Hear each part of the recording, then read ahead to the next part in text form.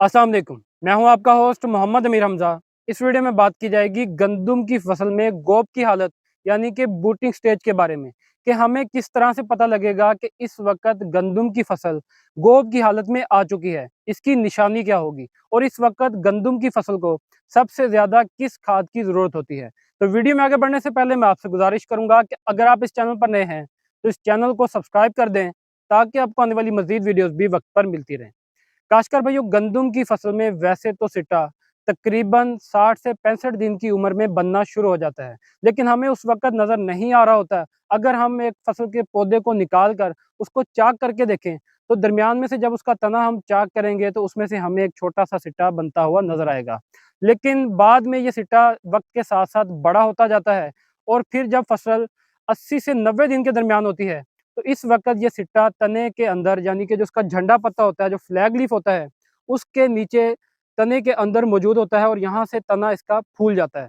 तो जब आप फसल का तना यहाँ सर अगर झंडा पत्ता जो है इसके नीचे से इसको काट कर देखते हैं तो इस तरह से जब हम इसको काटेंगे तो इसके अंदर से आपको एक सिट्टा नमूदार होगा जो कि अभी पौधे से बाहर तो नहीं आया लेकिन तने के अंदर अच्छी तरह से बन चुका है।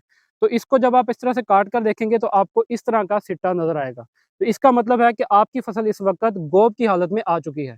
अब गंदम की फसल जब गोब की हालत में होती है तो उस वक्त हमें फसल को किस तरह की खुराक देनी चाहिए ताकि हमारी फसल का जो सिट्टा है वो भी अच्छा बने, फ्लैग लीफ का साइज भी अच्छा बने, उसकी सेहत भी अच्छी हो और हमें अच्छी पैदावार मिल सके। तो जो ये वाली स्टेज है, इस स्टेज में गंदम की फसल को सबसे ज़्यादा ज़रूरत पोटाश खाद की होती है। तो पोटाश खाद का अगर आप इस्तेमाल इसमें ज़्यादा करते हैं तो आपकी फसल का सिट्टा भी अच्छा होगा और इसका साइज़ भी अच्छा होगा और साथ में आपकी फसल की पैदावार भी बढ़ जाएगी। अब आपने पोटाश कौन-सी इस्तेमाल करनी है?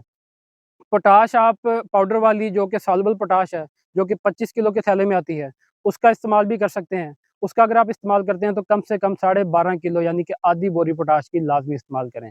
और अगर आप लिक्विड पोटाश इस्तेमाल करते हैं तो 30% वाली पोटाश आप तकरीबन 5 से 6 लीटर फ़ी एकड़ इस्तेमाल करेंगे तो ही फसल की ज़रूरत पूरी हो सकेगी।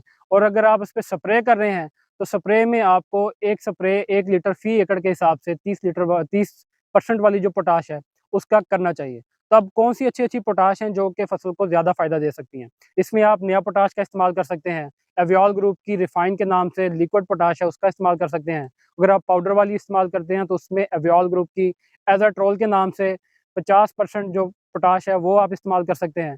इसी तरह आप कैटालिस्ट जो कि एफएमसी कंपनी की है, उसका इस्तेमाल भी कर सकते हैं। इससे आपकी फसल की पोटाश की ज़रूरत भी पूरी होगी और सिट्टे का साइज़ भी अच्छा बन सकेगा।